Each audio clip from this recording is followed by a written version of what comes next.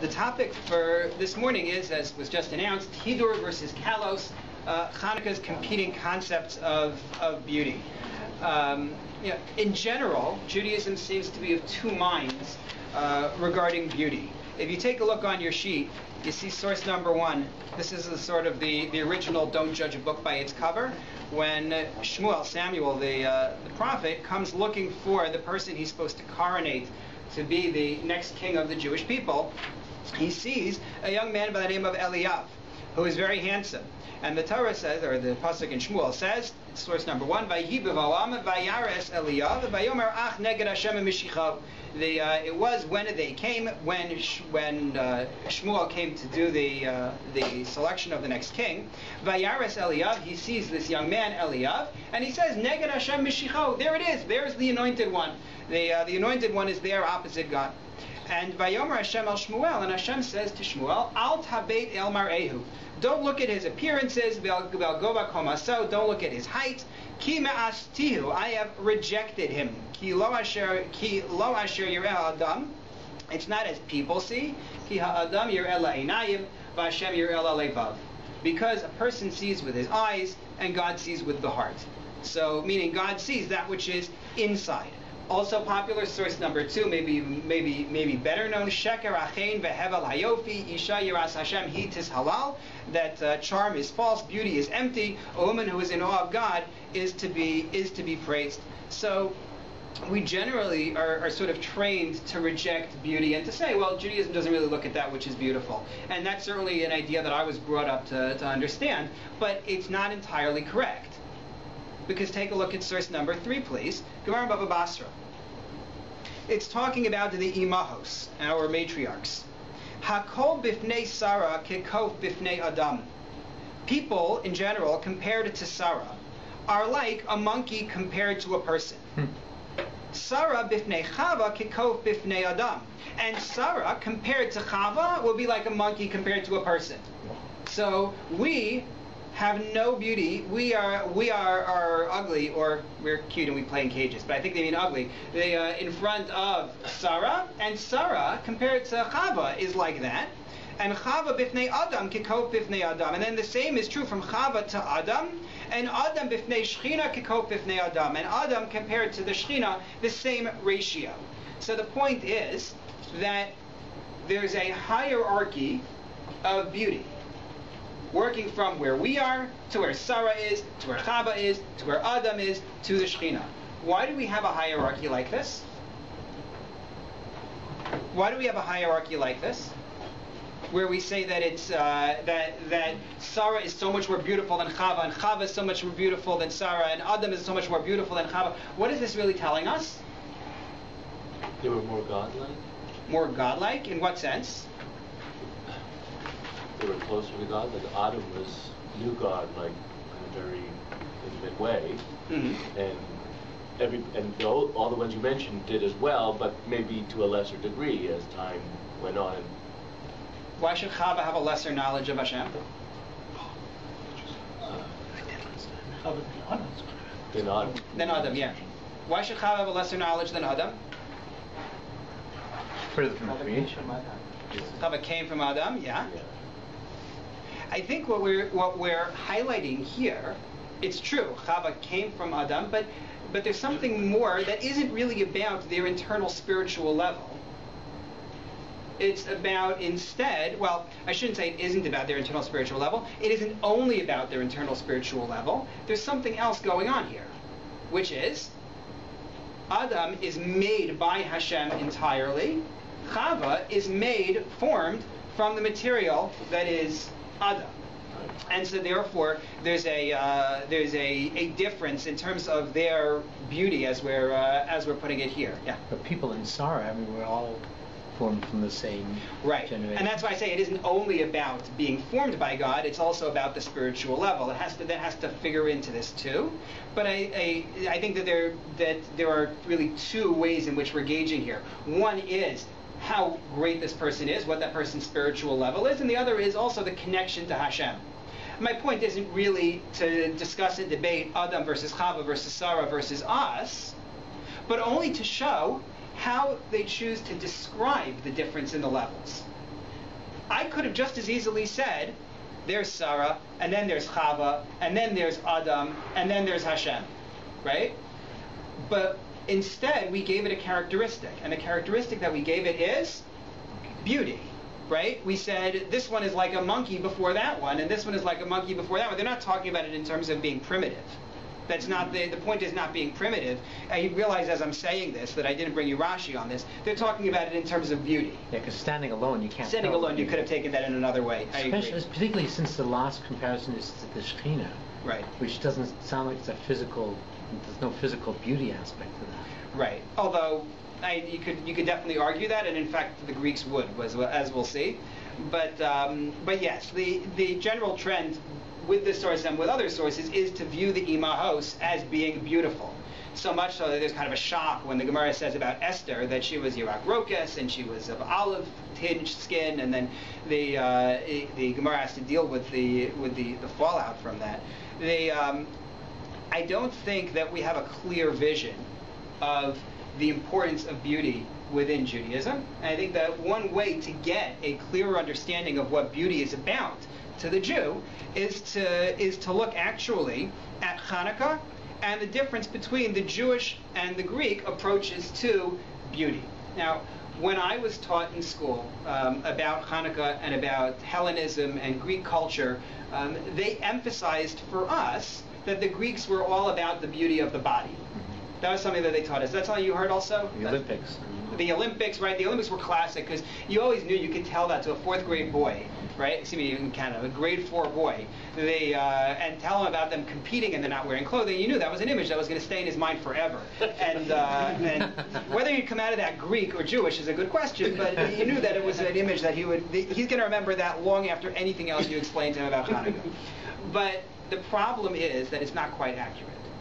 That's not an accurate representation of the Greek concept of beauty, and I don't necessarily think that you need a shear on the Greek concept of beauty, except that it really informs us about the Jewish concept and where the differences are between the two matter a great deal. First of all, it's important to note the Greeks did romanticize the body. That's true. You can't get out of the sculptures and the Olympics and so on. But they also spoke about virtue as beautiful. They spoke about music as beautiful. They spoke about mathematical proportions, and not of people, but mathematical proportions in the universe as beautiful. That's number one. Number two, in our Hanukkah celebration, we talk about physical beauty all the time. Where does physical beauty come into the Hanukkah celebration? You can cheat and look on the sheet. Take a look at source number 4 as one example. Describes the menorah made by the Maccabees, by the Hashmonaim, after they defeated the Greeks. Shvudim shel barzel hayu. Right? Their menorah was made out of iron rods.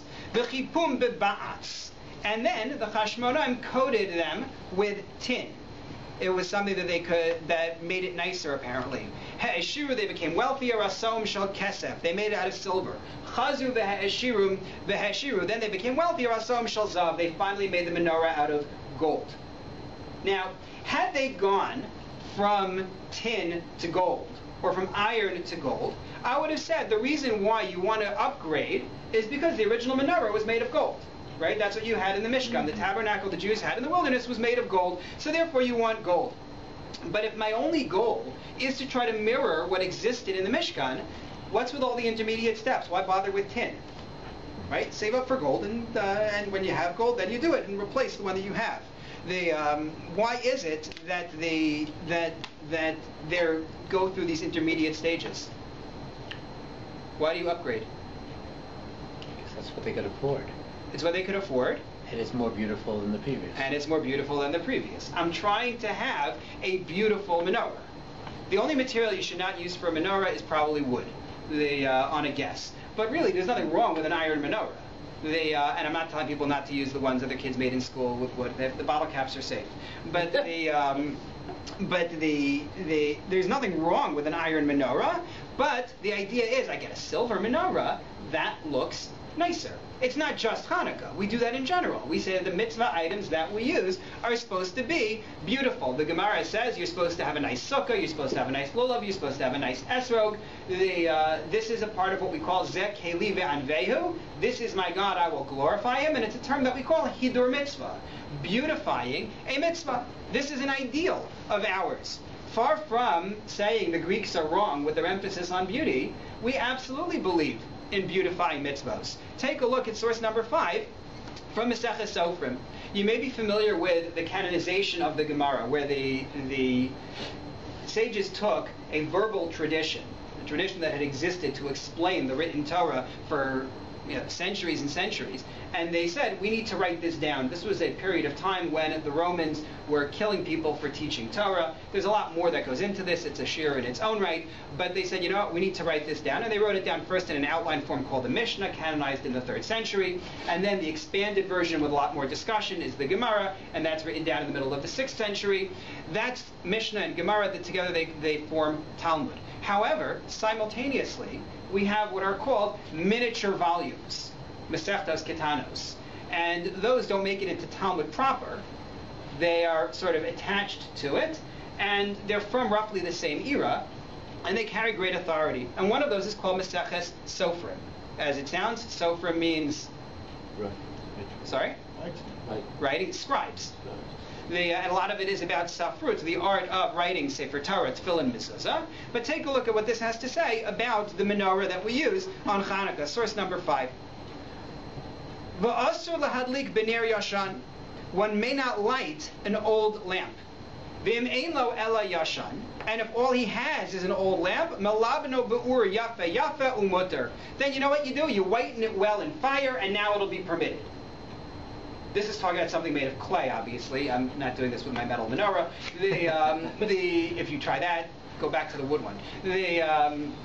But the idea is that it shouldn't be something that is old. An old clay menorah, I'm assuming you used oil in this menorah, it gets a little bit grungy.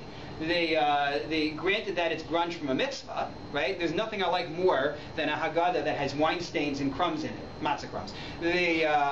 It's a beautiful thing when something is used for a mitzvah. Nonetheless, they don't want you to use a menorah that's filled with all the old detritus from the lighting that you did in previous years. They want it to look new. And if you can't get a new one, then at least do something to the old one to make it look new. Why? Again, a concern for beauty. Right? That's what this is fundamentally about, is the beauty of it. Take a look at source number 6. Last example. The Gemara talks about how we light Chanukah candles, and it says, Mitzvahs Chanukah ner ish ubeisau. The mitzvah of Chanukah is that you have one lamp for a person and his whole household. That's it, one each night. Right? This is probably familiar to many people. V'amahadrin, those who beautify it, will do ner l'chol echad v'echad. They'll do one lamp for each person in the household. So each of us is going to light one lamp every single night. I used to live in Pennsylvania. I was in Pennsylvania Dutch country. And apparently the German Catholics have a practice of lighting just a light in their window every night in December. And so I used to see them do this every night. They were more from than we were, and so they celebrated Hanukkah for a long, long time. And they all had this one lamp, but they weren't mahadrin min ha-mahadrin. They didn't do one per night. They just had one light in each window.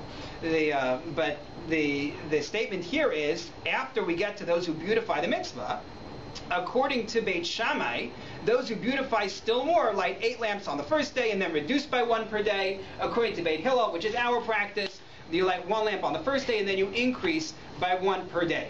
So the Gemara tells us that there's a basic way to do the mitzvah, then there's a beautiful way to do the mitzvah, and then there's a really beautiful way to do the mitzvah.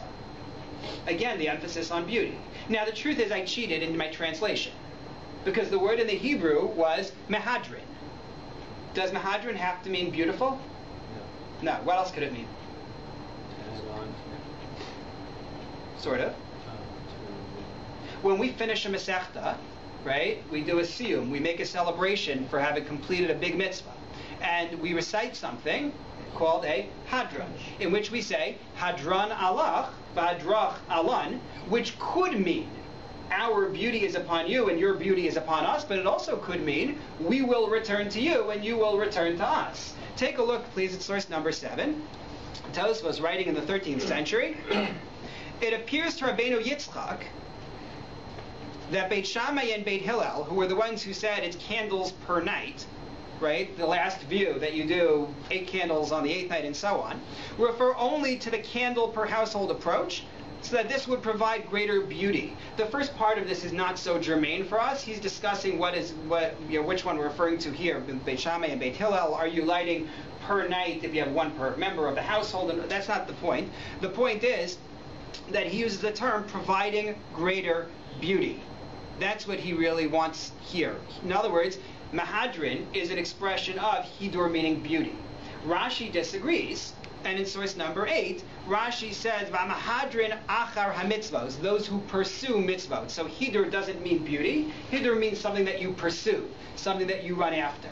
So there is another way to explain it. But I'm going to go with Tosfos for right now, because this is a shiur about Hidur, and about beauty.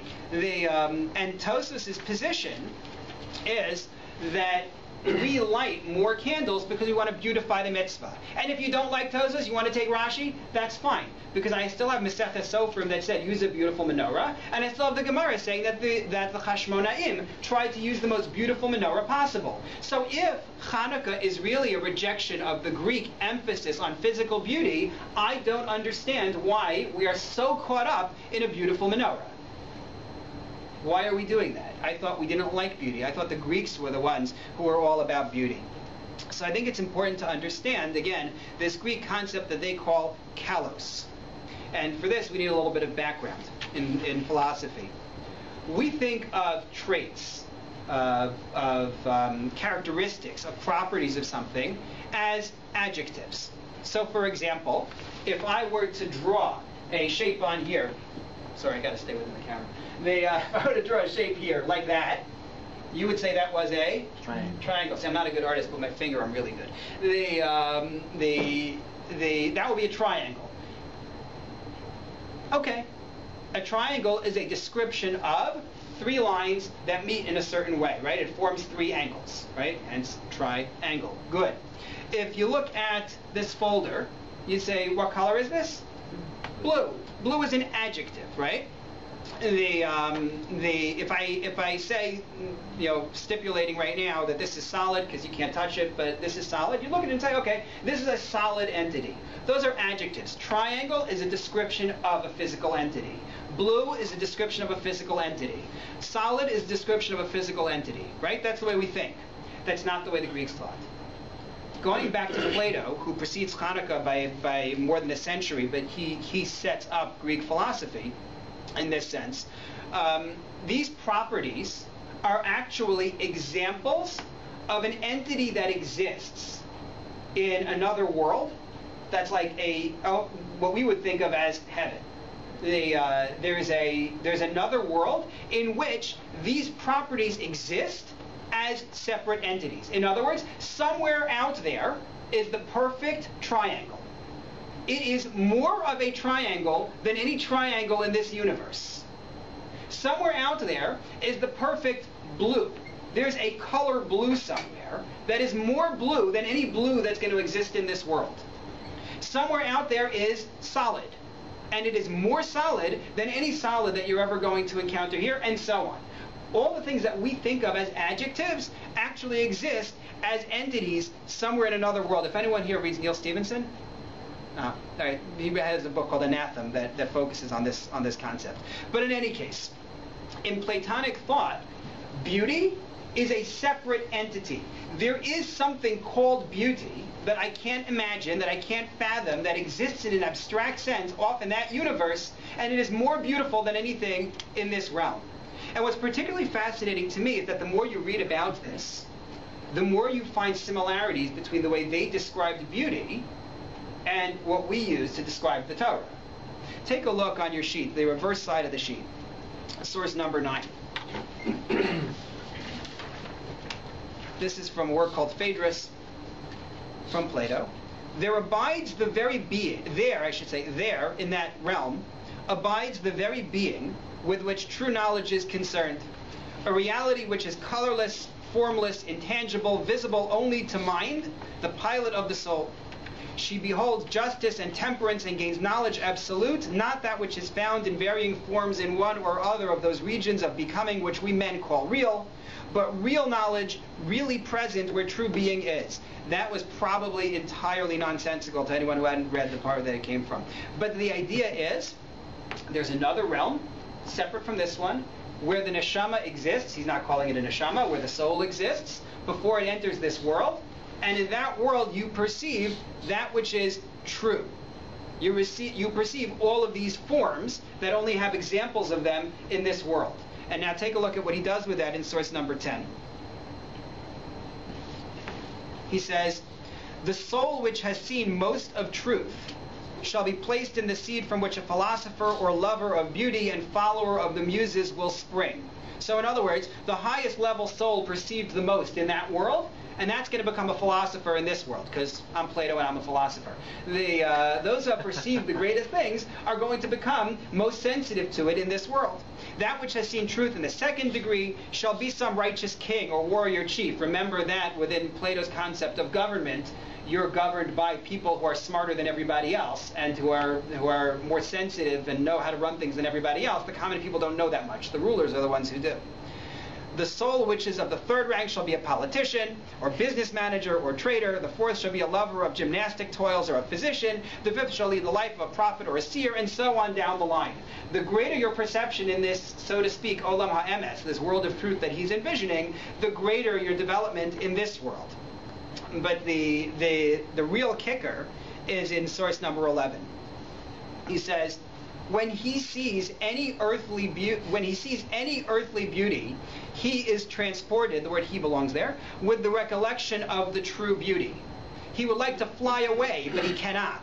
He is like a bird fluttering and looking upward and careless of the world below, and he is therefore thought to be mad. In other words, a person who has greatest sensitivity to beauty because of what he perceived before he ever entered this world, when he sees something beautiful here, he is grabbed by it. He is transfixed by it because it reminds him of what he saw before he entered this world. And people think he's mad the way he's gripped by this beauty that he's envisioning from that other realm. And he says, and I have shown this of all inspirations to be the noblest and highest and the offspring of the highest, that it is recognized to be such by him who has or shares in it, and that he who loves the beautiful is called a lover because he partakes of it. In other words, he says, this is the greatest desire. He says, you might see a triangle and remember having seen a perfect triangle in that realm, but that's not going to grab you the same way. Beauty grabs. And he says it's the highest of the forms in that realm, and that when a person enters this world, they strive for beauty, the beauty they remember from there. I brought more here in source number 11. It's an interesting read, but I'm going to skip from that right now. You can feel free to take a look at it later.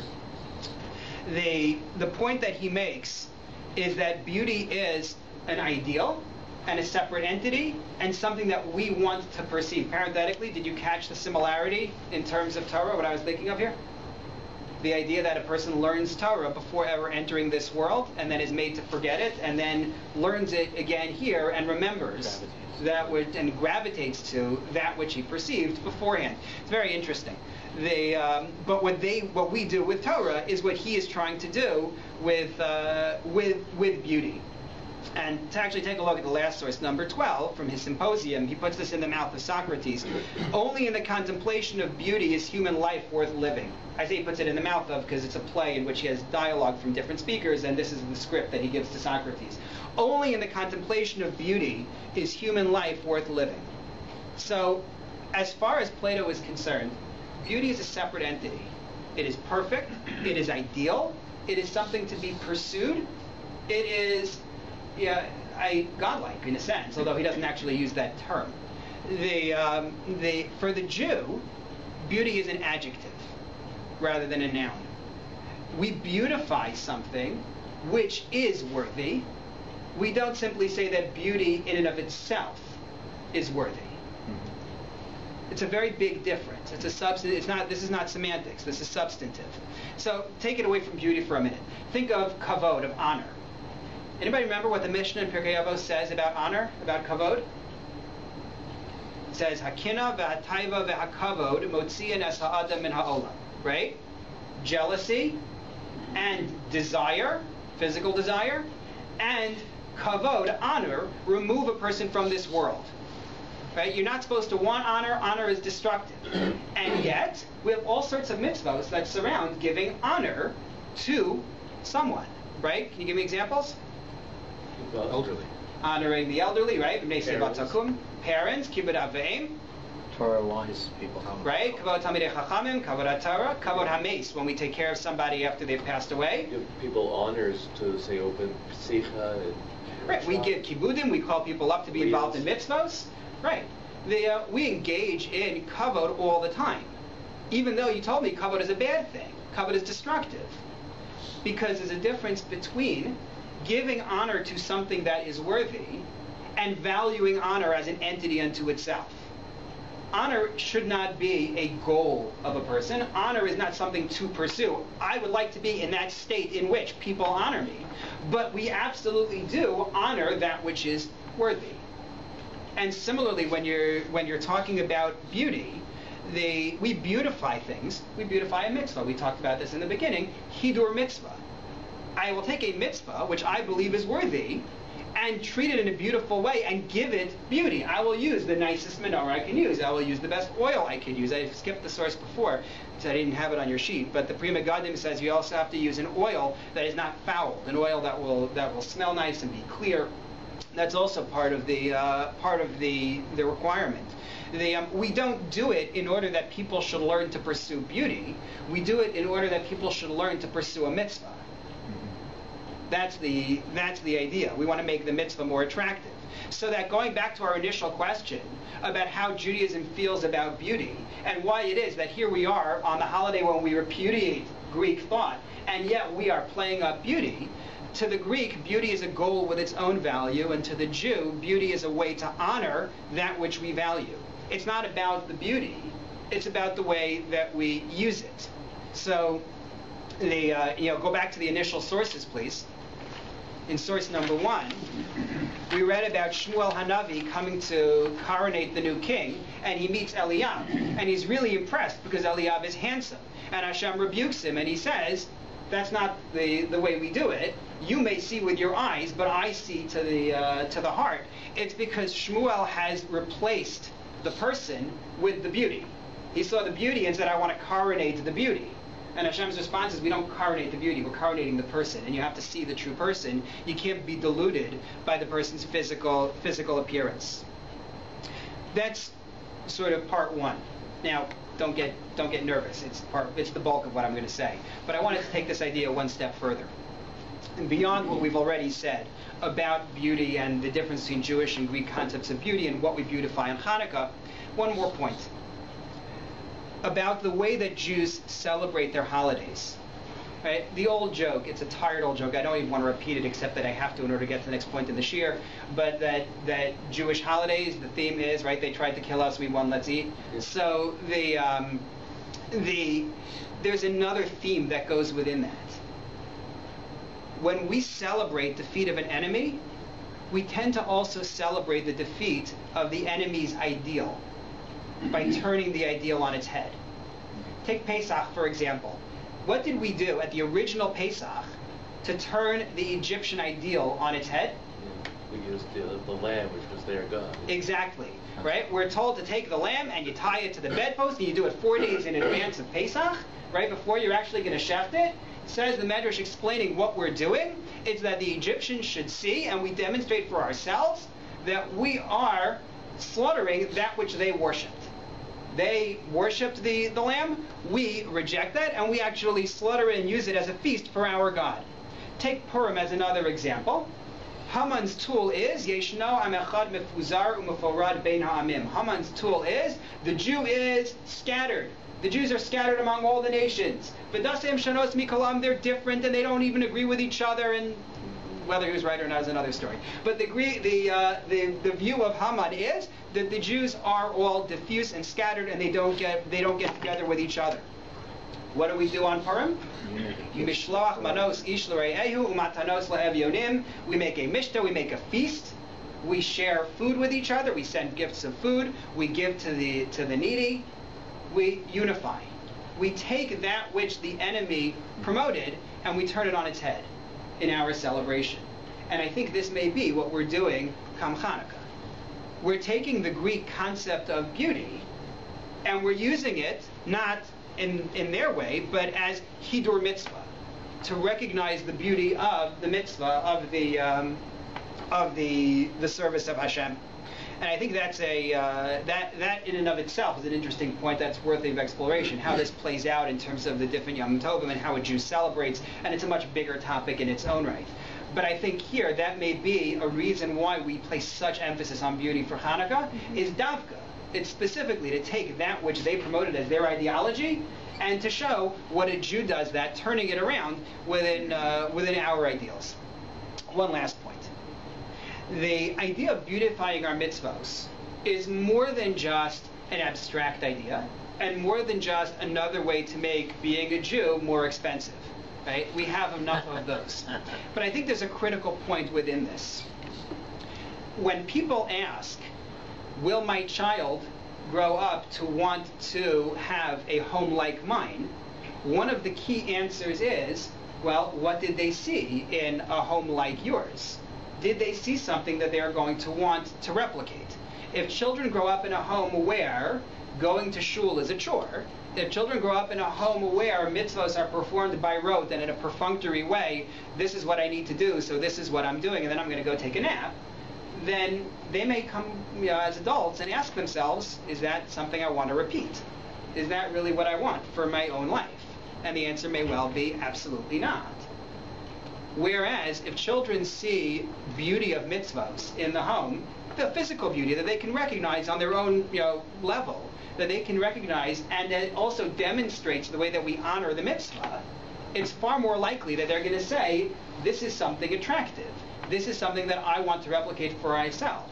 So in addition to using beauty to honor a mitzvah, as we said in the first part, as opposed to beauty as an independent entity, and in addition to using beauty as a way to sort of take what the Greeks did and turn it on its head and show how we do it, beautifying mitzvahs on Chanukah and on other Yom Tovim and on Shabbos, and frankly even from day to day, is a way to demonstrate to our kids that this is what we value, that this is what we promote, so that they will see it for themselves, and God willing on their own, and grow up wanting to be mahadrin, min ha-mahadrin, wanting to create this high level of beauty themselves. Thank you very much.